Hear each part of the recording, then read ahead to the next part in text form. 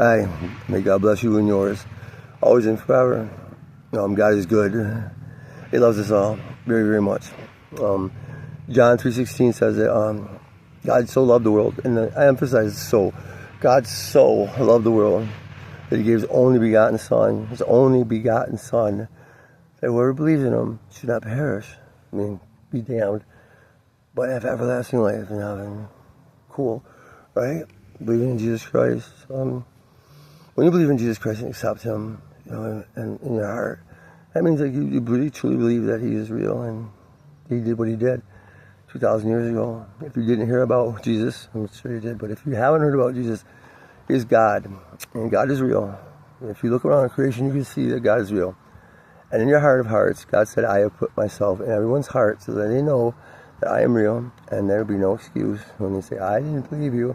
I didn't believe there was a God, but you know there's a God. And truly, the wires above my head, they say it's not good. Electricity comes from wires. Boggles the brain because we're electric. We have our synapses and our motor skills and stuff are run by neurons and nerves and synapses and electrical firing. And you can disrupt that and cause mental illness. You can get mentally ill. Any person can, just like you can get physically ill, spiritually ill, emotionally ill, mentally ill.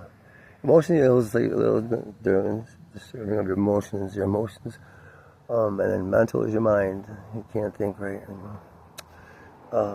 Delusional, perhaps. There's all kinds of different things. But once God made a king, I think it was Hezekiah. He made him crazy for 7 years because he said that he put himself where he was. He made himself king, and he did all these great things. And God tried to tell him, listen, you didn't do that. I did it. He wouldn't listen. So God, for 7 years, He made him mentally ill. And he was out eating grass with the cows and stuff until he started coming back to his senses, and God let him come back to his senses. And he said, "Geez, wait a minute." And he said he was sorry. He went to God. He said, "I know you are God. I'm nothing." And He gave him back his kingdom and stuff. But anyway, we're just talking about mental illness. It's a rampant thing in the United States. Many people are mentally ill. Many people are emotionally ill. But the thing that is hurting them is their hearts, their souls. They're crying out for someone to love them and we care about them, and that's what's wrong, actually. And they're spiritually sick. That's what truly it boils down to being spiritually sick, spiritually ill. Your spirit has become ill because you know what? You don't have a relationship with God. More specifically, so Jesus Christ. Jesus Christ, God, became a man like us, so He could do all things. Suffer all things that men did. Men have, but He didn't sin once. Not once did He ever sin. And He came to do that, as to be a perfect sacrifice on the cross.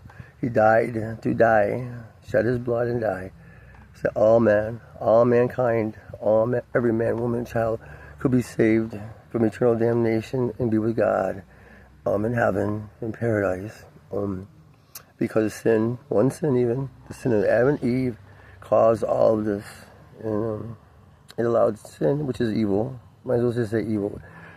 The sin of Adam and Eve, the evil of Adam and Eve brought evil into the world. And it's here to stay until whenever God makes a new earth. He'll make